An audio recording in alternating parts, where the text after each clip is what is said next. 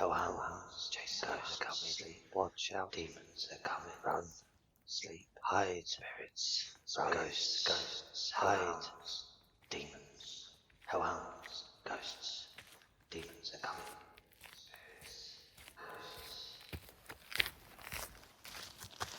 Welcome home, my little hellhounds. Tonight we have 5 scary stories to sink our hellish teeth into. If you have any scary stories you want narrated on the channel, then submit them to Reddit r/homeofscares. Also, if you like this content, then don't forget to subscribe and click the like button, and don't forget to tickle that bell icon so you get notified every time I upload. Now, let's get right into it.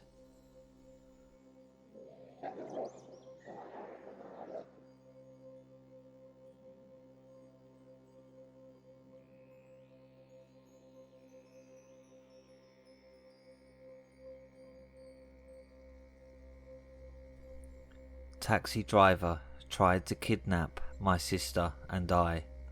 Posted by Difficult Doctor 2793.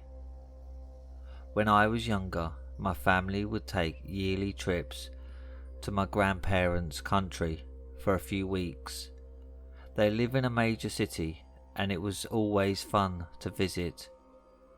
This incident happened about 14 years ago. A few days after we arrived at the city, a few of our cousins invited one of my sisters, Em, and I to lunch at a very well-known restaurant. We have been doing this for a few years already, and it was our little tradition. They were going to pick us up, but we told them to go ahead and we would meet them there, since the restaurant was further away from them than us. Em and I go out to hail a taxi to take us. The first taxi we see is the one we take, but it gave me a bad vibe. When I opened the door, I don't know how to explain it, but the interior looked different. It looked just like the main taxi service from that area, but the vehicle was an older model. I told Em, and she thought I was being snotty. I wasn't, by the way. And she told me to get in or we would be late. She gets in first, and when I get in and make eye contact with the driver, it didn't feel right at all. Em tells him where we want him to take us. As we get in and put on our seatbelts, I notice his left shoulder drop a bit, and then I hear the doors lock, and he proceeded to drive. I look at him and ask him why he locked the doors. He stutters a bit and says it's an automatic feature of the vehicle that doors lock when the ignition is running and the door is opened and closed shut. I was going to call out his bullshit. My door wasn't even closed shut, and Em gives me a dirty look and whispers that I am being rude. I decided not to tell him about the door and just hold on to it for it to look closed, and I took off my seatbelt. About 3 blocks down, he turns onto a dead end. I tell him and he tells me, no, it's not. I know where I'm going. He turns and sure enough, it is. He then has to turn around to get back to the street we were on. I asked him if he knows his way around. In a snarky tone, he tells me he does, and that he knows the city very well. Em looks at me, now realising something is off. I gesture for her to take off her seatbelt, and she unbuckles it but holds it down like me for it to look like we still have it on. About 4 minutes later, seemed like hours, we turn on the major street where the restaurant is, and it's only 2 blocks away. We are glad to see it, and to be honest, I started to feel like a jerk, thinking maybe I was wrong after all. No, I wasn't. The restaurant was on the right side of us. We tell him to stop, that he could drop us off here. M hands the driver the cash. Driver looks at it, looks at us, and says, "Sit down, shut up, or you'll regret it." He then does a sharp turn, the opposite direction of the restaurant, and tried to turn in a narrow street. A van driver cut him off, which brought us to a complete stop, since the van didn't make a wide enough turn and was stuck. I flung the door open, pulled Em by the arm, and yelled at her to run. We bolt out of the taxi. The driver is trying to take off his seatbelt and starts yelling at us to get back in the car and starts chasing us. There are only about 3 vehicles that direction and really no one out on the street, but as soon as we get close to the restaurant, there are more cars and people. I'm still running when I turn, and I notice he stopped and is just giving us a dirty look, runs back to his taxi and takes off down the narrow street. We get to the restaurant, find our cousins, and we go back home. Once there, we tell our family what happened. My dad and uncles go to the taxi station to find out who this guy was. It turns out they have no idea who it was. When my dad told them about the vehicle, they told him they had stopped using those years prior, since they had updated their fleet. After that, we stopped taking taxis and either drove ourselves or a relative would take us where we needed to go. To this day, we still have no idea who it was or what he wanted, but it's made me even more aware of my gut feelings.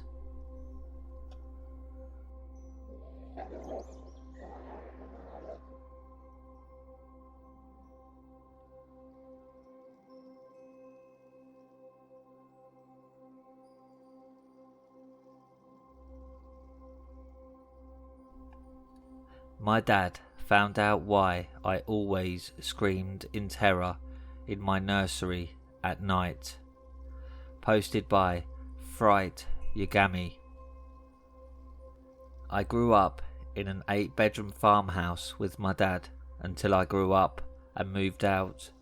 We always had extra rooms not being used, and because of the age of the house plus all this extra space, there was always an eeriness, like someone looming in the shadows. If I had to get a drink in the middle of the night, I looked at the ground the whole time because I was scared of what may be looking back at me from the dark corners, rooms and hallways. Even the windows and mirrors were avoided because I wasn't sure what I'd see looking back at me. When I was around 12 years old, I questioned why the room that used to be my nursery was locked from the outside. I didn't think it was weird before then. My dad needed a room for storage, and I figured he just wanted to keep me out. I brought it up to him one day, asking what's so important in there that he needs to keep me out even though I'm not a child anymore. Typical 12-year-old mentality. Turns out I was not entirely correct about the lock. My dad, with a very serious demeanour, sat me down and answered my inquiry. When I was a baby, 1 or 2 years old, I slept in this nursery room on the 2nd floor, next to my dad's room. This room was painted by my sister, especially for me, with Winnie the Pooh characters and fluffy clouds. The type of thing I think back on and appreciate. The effort and creativity was so admirable.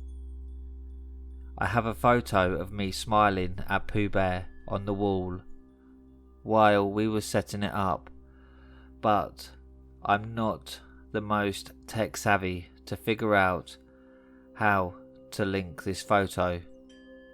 Anyway, I was in this nursery in my crib, again right next to my dad's room, the perfect age to be on my own. Every night though, my dad was woken up by me crying. He had raised 4 children before me, so he was not making first-time parent mistakes that would otherwise be in question. He thought it was probably the switch to being in my own room rather than being in his room that caused my night discomfort. He considered bringing my crib back into his room, but of course the nursery was all ready to go. I had just graduated. For a while, when I cried in terror, he would come in and check on me, only to find that nothing was wrong, in the sense of present stressors like temperature, diaper change, hungry or thirsty, etc. He would stay with me until I fell asleep, or keep the light on to make me feel safer, and then return to his room to get some actual rest. One night, after finally having enough of my distress, he decided to camp out on the floor of my nursery to see if he could figure out what was the matter, but mostly to try and sleep through the night. This was the last time anyone slept in there. I was able to doze off now that I wasn't alone.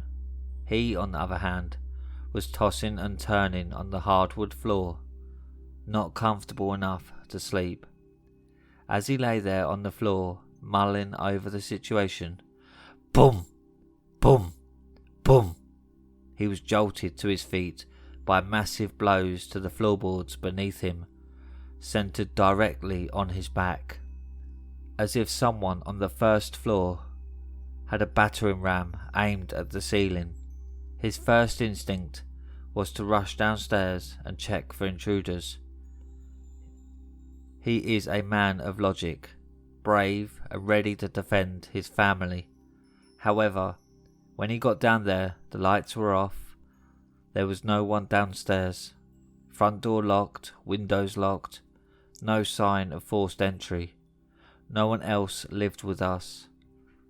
Our closest neighbour was down the road a quarter mile, and why would they break in just to bang on the ceiling, let alone have it mapped out where my dad would be sleeping in my nursery? And the force of the blows, this wasn't normal. After this event, my dad brought my crib back into his bedroom, and I was able to sleep without screaming or crying, beyond needing a diaper change or something normal. He brought the Bible into the nursery for extra measure, and casted out any evil that may have invited itself there. He locked up the nursery and only used it for storage after that, and only went in during the daytime. To this day, that old lock is still on the door, as if a lock will keep spirits locked in. Short of pretending that experience never happened, he couldn't rationalise it, even to do anything else. We think that the entity was evil and malicious, and when my dad tried protecting me, this only made it pissed off. As I grew up in that house, I had a hard time sleeping in any room on my own. Many nights I ended up rushing to the couch in the living room, turning the TV on and watching Disney till I fell asleep. But even then, I was not comfortable. There were always eyes on me. There were many more unexplained events from the farmhouse, but this was the most direct encounter with evil my dad has ever had.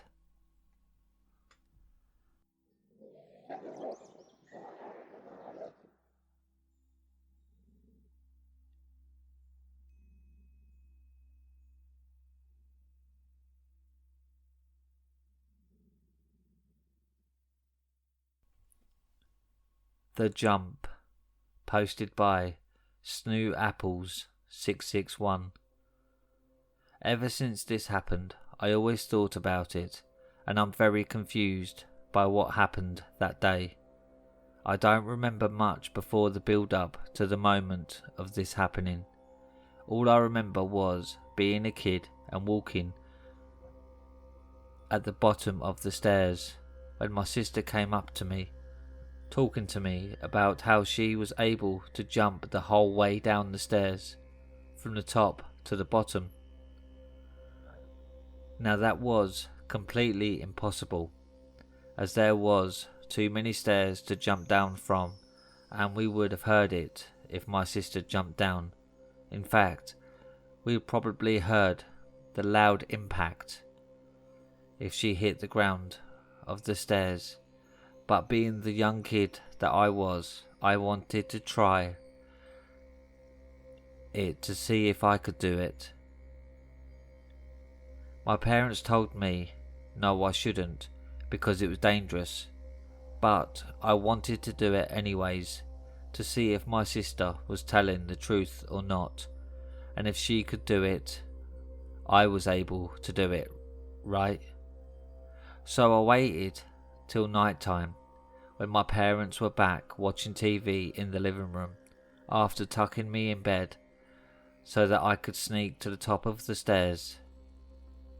I gave a few seconds to think about it, hesitating at first, but I realised that I probably wouldn't have an opportunity like this if I ever wanted to prove that I was cool like my sister, so I closed my eyes for a brief second before jumping. I could see myself reaching the wall in front of me, but my body ran cold and my eyes were blacking out. I could hear a loud white noise, but I felt nothing. Instead, I woke up in my bed, feeling the same feeling when I jumped off the stairs. I remember panting fast, but I wasn't scared. I was just confused and unsure of what just happened. I didn't know if it was a dream or not, so I asked my sister about it, if she told me that she had jumped down the stairs, but she told me no, she hadn't. So I asked my mum if they remember if they heard me fall, but they told me no. Still to this day, I don't remember what happened that day or if it was a dream, but all I know is that my friends say it could be time travel or something like that, around those lines, but to this day I sometimes get the same feeling when I jump down those stairs. I also know that some memories that I have don't line up with what people had told me had happened, like when I fell down an escalator, when I didn't lift my feet up at the top of the escalator, which you would think I would know that something like that I'd remember. They also don't believe some of the memories I told them that had happened in the past, that they don't remember. What do you guys think happened that day?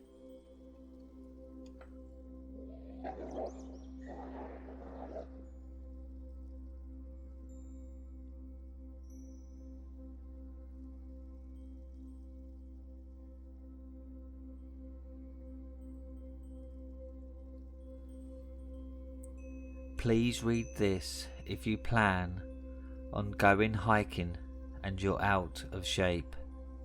Posted by MTP6921. My wife and I decided to start our ascent up Yosemite's Mist Trail as early as possible to avoid the heat. I'm 46 and my wife Gina is 45, and we have no children of our own.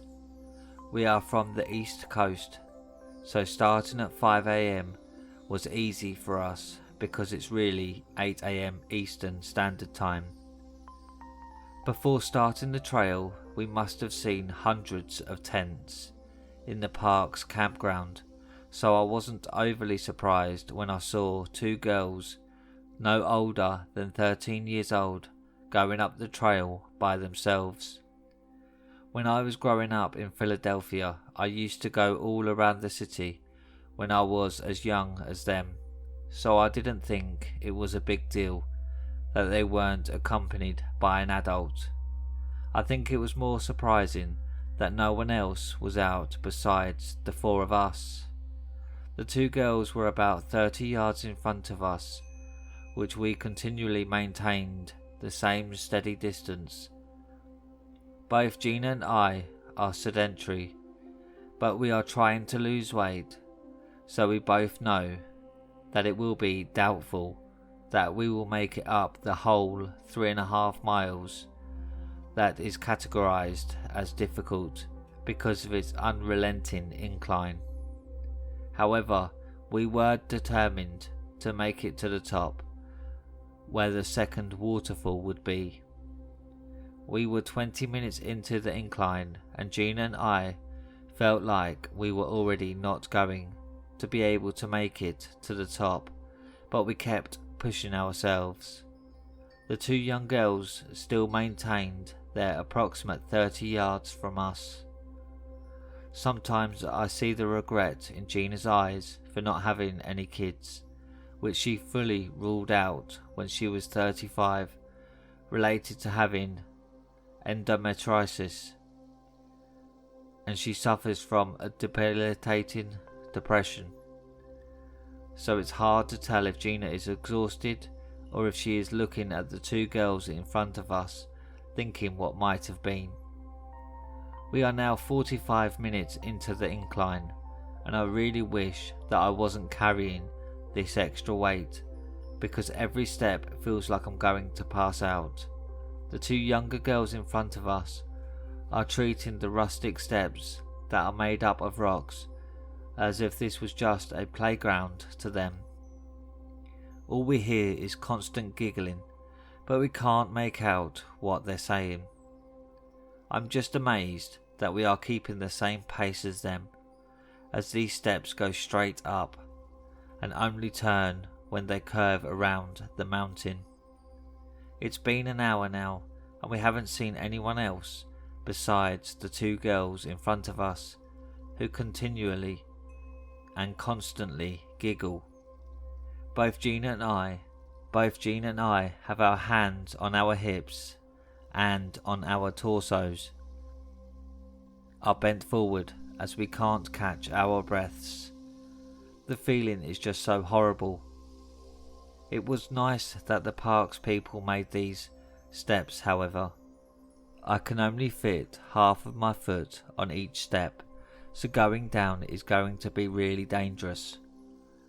If we decide to take the same route down, or hop onto another trail that is longer but doesn't have the steps. It's been an hour and a half now, and we still have at least a mile of going straight up to go. We both know that we're done, but we don't want to admit it, and we are reluctant to turn around because of the sharp decline with the small steps.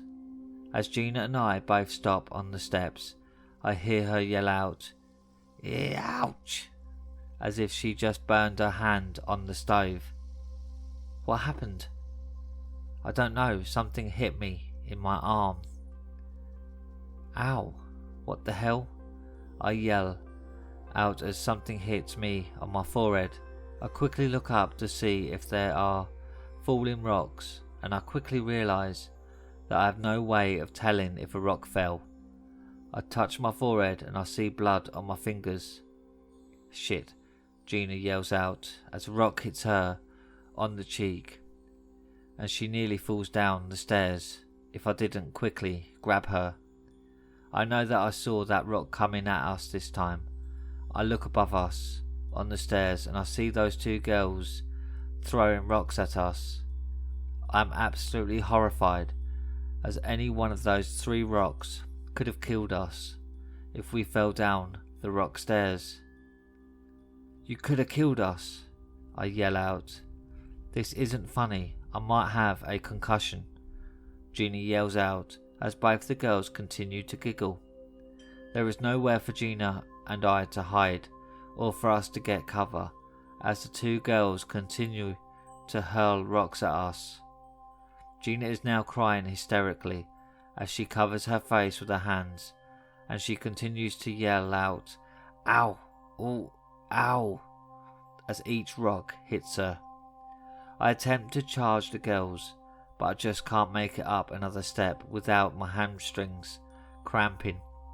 I realise that if anything, the girls are now closer to us as they continue to bombard us with a rock storm.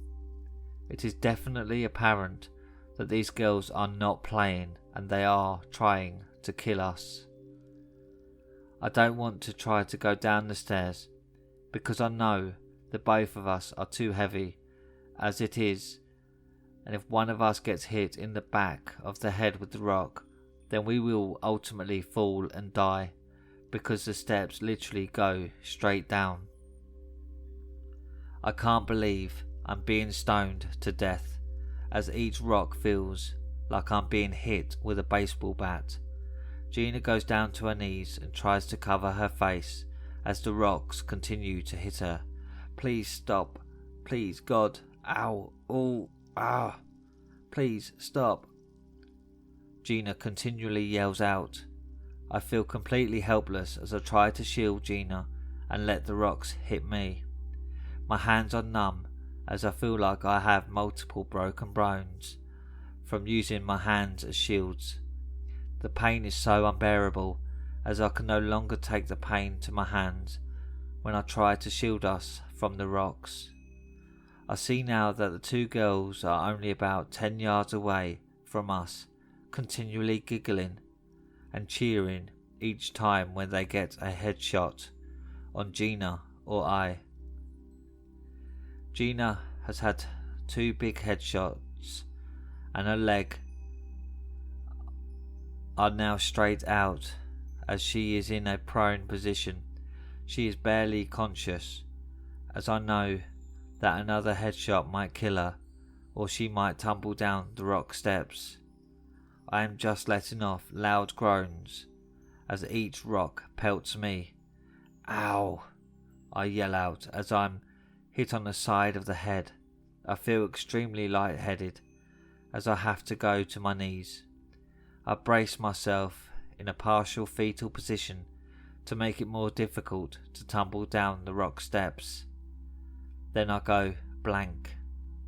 I wake up 3 days later in the John C. Fairmont Hospital, which is not far from the Yosemite Park.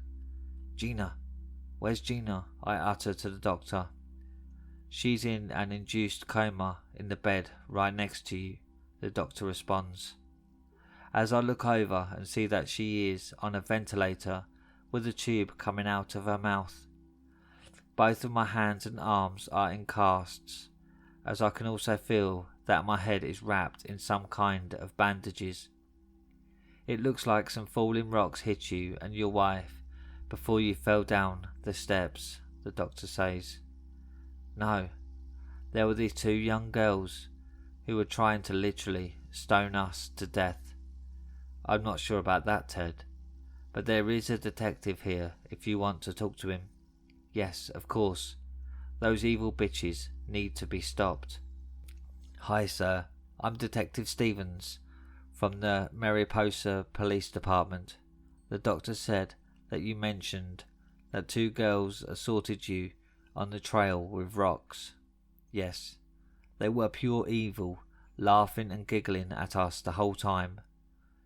"Well, sir, we had tried to interview people who were on the trail that day of your accident, and the first people to spot you 2 were 2 men hiking up the trail. The park rangers looked for other hikers on the mist trail to interview and the adjacent trails as well, but there was no one else that the park ranger could interview.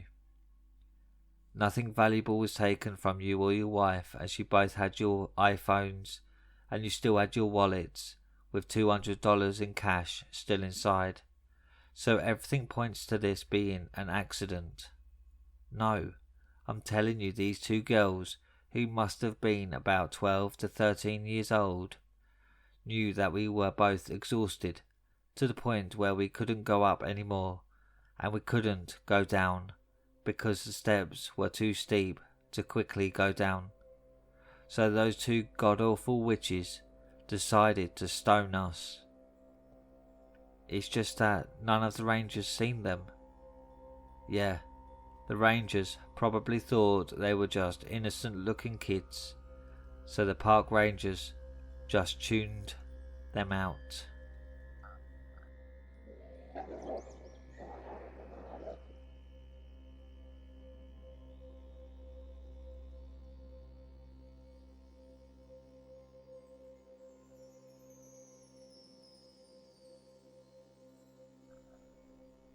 I can rewrite history with what I observed, but sometimes history wasn't meant to be changed. Posted by MTP6921. I remember my finance class in college when the professor said that if you were a kid who had a lemonade stand, or if you ran some other type of commerce, then you would be more likely to succeed in business as an adult. I did have a lemonade stand, and I did buy and sell baseball cards. However, I only make about $30,000 a year now, so I'm not sure if that professor was right about having future success in life. But I guess money isn't everything. And now I'm into collecting 8mm films, rare films to be exact, like someone videotaping Wilt Chamberlain's 100-point game, where no known videotape of the historical feat exists. I've learned that there's no shortage of 8mm films because it wasn't unusual for dads to take home movies of their families back in the day.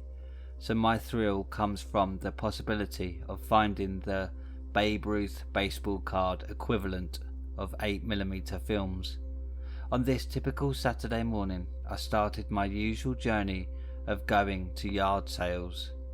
It's 85 degrees out with a high humidity, so my patience was wearing thin of looking at dollar store crap that people were trying to sell for $2. I was driving home and I saw an older woman who was selling stuff off of her front porch. She had German Hummel figurines that have significantly lost their value since everybody has flooded eBay with them over the years. But based on her high asking prices and her age, I have a feeling that she doesn't even know that eBay exists. She was very talkative, and she went on to tell me how her late husband was a journalist for the army, which really piqued my interest because of the old military films that he might have acquired. But I was quickly disappointed when she told me the films were considered military property and he had to return them. I continued to talk to her because, being a single 40-year-old guy, I really had nothing better to do. As I was about to leave, she said, "If you're into old films and home movies, my late husband does have a few that he had acquired from going to swap meets with his military buddies over the years." "Wow, can I take a look at them, if you don't mind?" I asked as my eyes lit up as if I won the lottery. I really think my husband wanted to destroy those films, but for whatever reason he never got around to destroying them before he had passed away.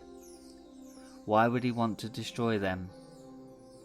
Actually, I was the one who wanted him to get rid of them. Why? Because they changed him. Well, you don't have to worry about me being affected by the films. Because of the internet, I have seen just about everything that there is out there to see already. You can tell yourself that, but you don't realise your role in the grand scheme of things, which is nothing, because you're just a worker ant like everybody else, just a spectator in a world that lays out its cards, and you have no say in the outcome of your hand. I was really taken aback by what this woman, who had to be at least in her mid-80s, was telling me, and how she was basically talking down to me. Just a couple of minutes ago, she was telling me about her church's baking contest, and now she's reminding me of my insignificance in this world, with a sophistication that I was surprised she possessed. Ma'am, I will ensure you that I'll be fine with these films. Don't you ma'am me and brush off what I'm telling you. The only reason why I'm entertaining you in this notion is because you stuck around and continued to talk to me when I told you my husband gave back his films. I could tell that you have a level decency about yourself, so I'll let you have the films on one condition. And what's that? They are for your eyes only, to be never resold. Sure, no problem, I won't resell them. As she went into her house to get the films, all I could think about was the guy who unknowingly got Ansel Adams' original photos at a yard sale and became an instant millionaire. She came out of her house and handed me a smaller box, which was only about the size of 3 egg cartons, stacked on top of each other. I really wanted to buy something from her, just in case these films are really valuable and she tries to renege on a gift.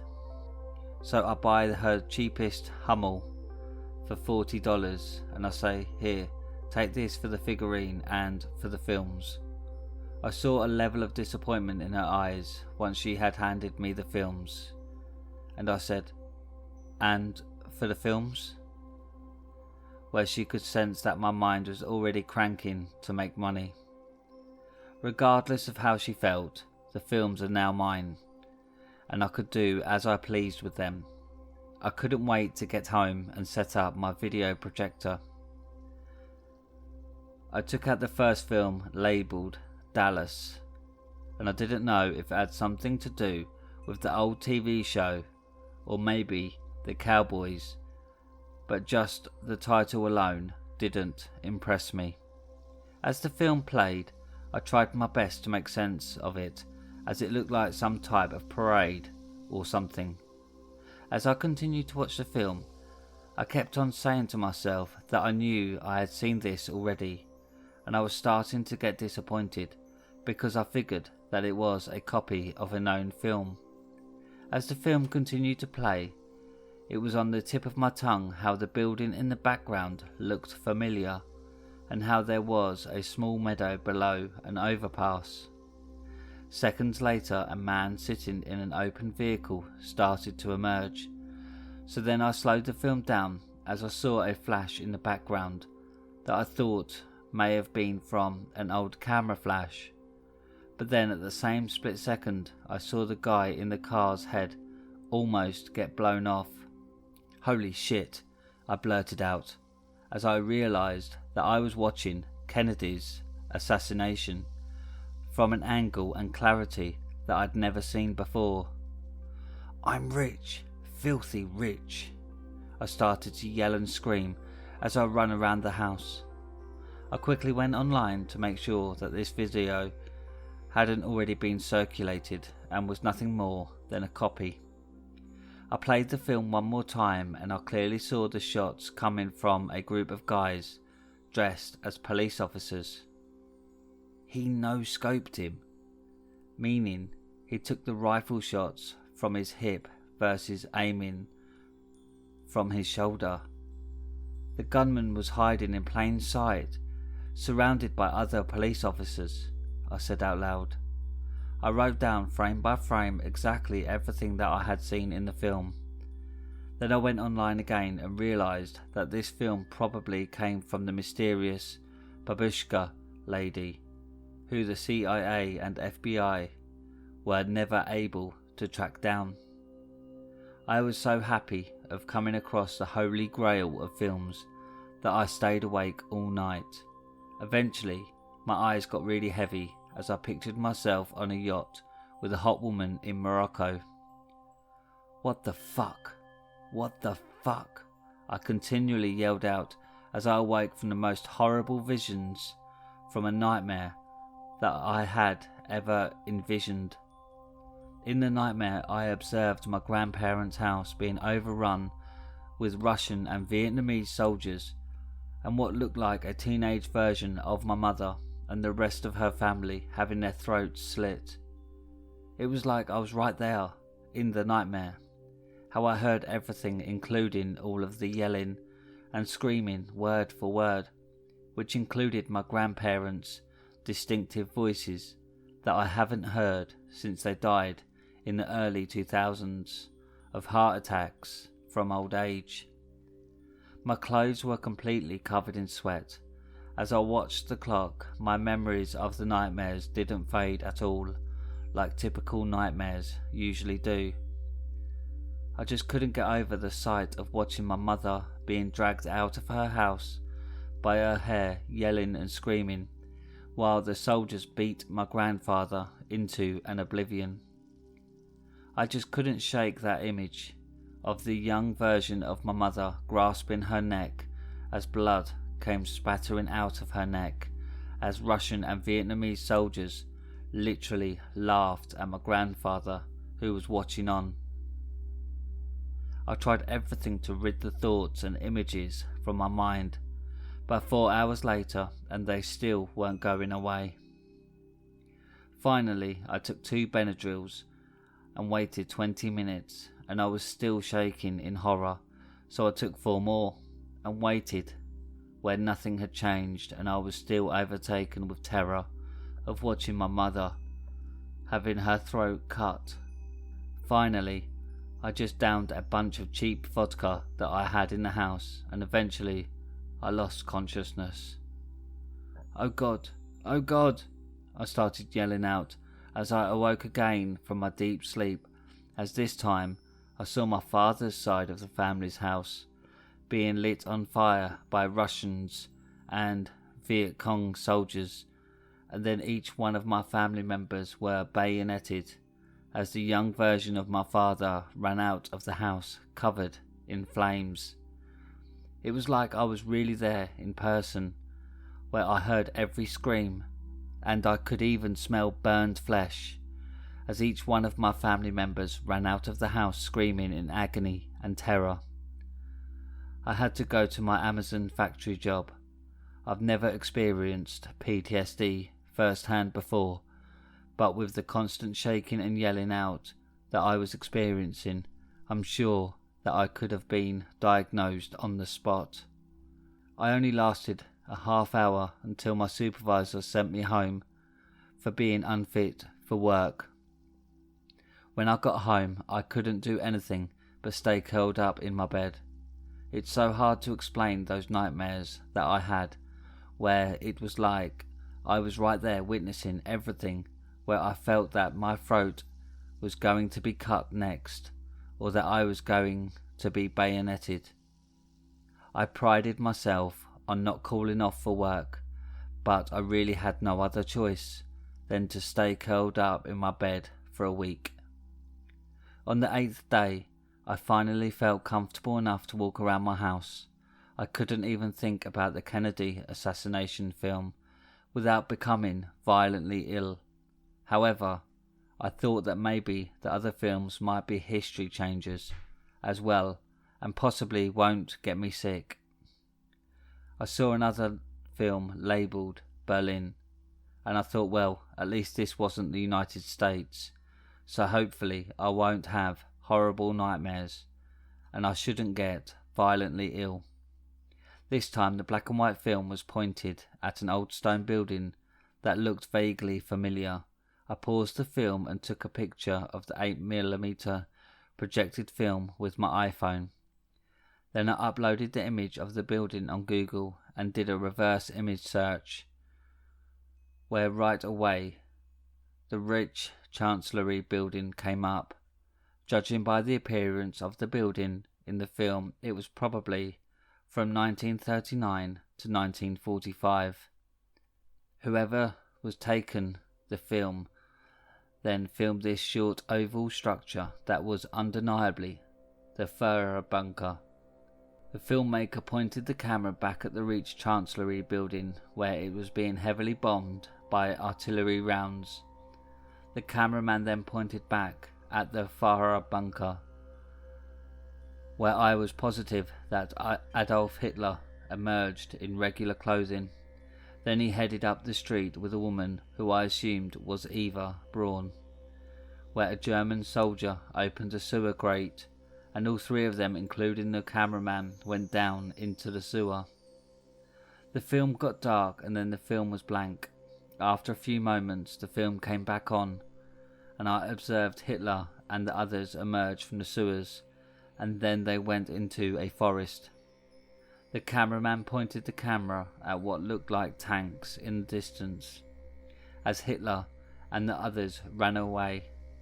I was in total disbelief as I was watching Hitler escape Berlin during what was supposed to be the end of World War II. Once again, I hit the jackpot of rare history-changing filmography, but my mind had set up a safety mechanism this time where I couldn't get excited, and I was more focused on if I would get horrible nightmares and become sick again. I knew I should be celebrating in the fact that I basically had a film that will rewrite history, but I just couldn't stop shaking as I couldn't stop thinking about what had happened to me last week. I tried my best to stay awake, but I just couldn't. Without realizing it, I must have drifted off because I was inserted in what seemed like an island nation, and my body felt numb as a headline appeared in front of my face that read, January 15th, 1946. Fighting lingers on in Europe as Hitler's whereabouts are unknown. Then I was inserted into an outdoor ceremony, and as I looked on, there were several dignitaries, including the President, Harry Truman, and General Eisenhower, seated by an American flag, and General Montgomery and Winston Churchill, seated by a British flag.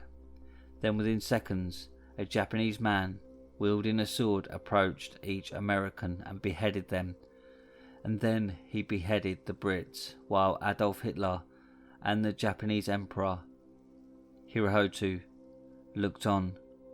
It was very quick and violent. Then I was in a state of almost like suspended animation, like in Superman 2, where I was floating around in almost like a two-dimensional mirror over what was now New York City and its distinctive buildings. But all the writing in Times Square was in German. Then I was taken to Beverly Hills, where instead of the word Hollywood strewn out on the mountain, there was a Japanese flag. I was then taken to railroad tracks, where I observed the modern version of myself manually installing railroad tracks with manual tools. I looked emaciated and completely downtrodden.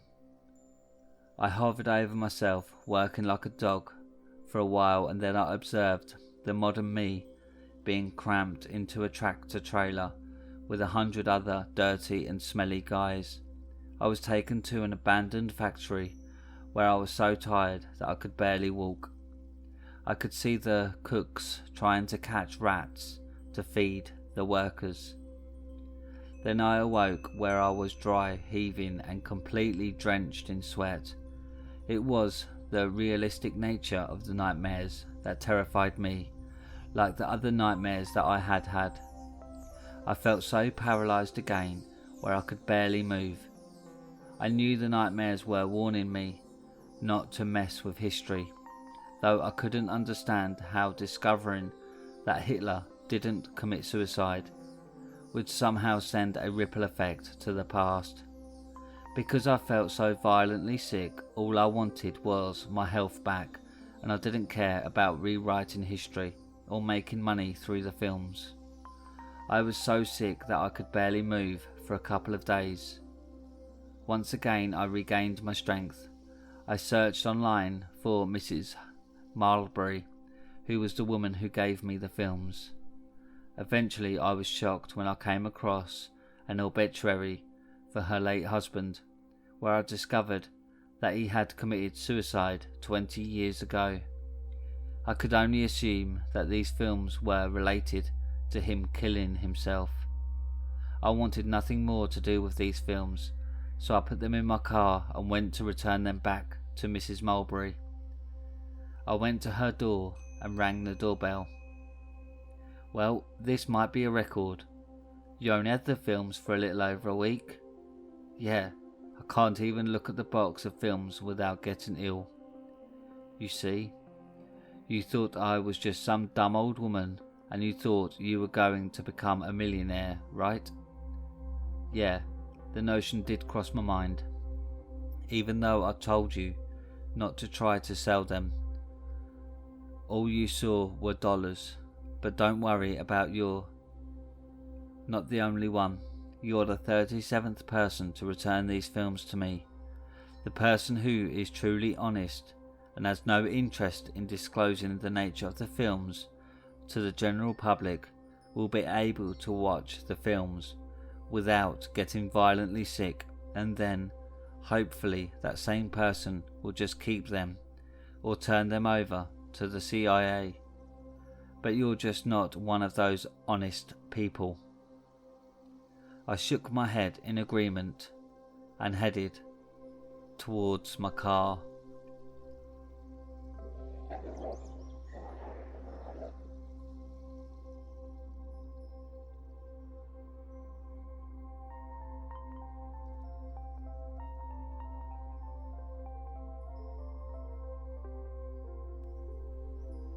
And that's it for tonight, my little hellhounds. Thank you for watching. If you enjoyed this content, then please subscribe and like the video. If you have any scary stories you want narrated on the channel, then submit them to Reddit r/homeofscares and follow me on Twitter at homeofscares. Now, good night, my little hellhounds.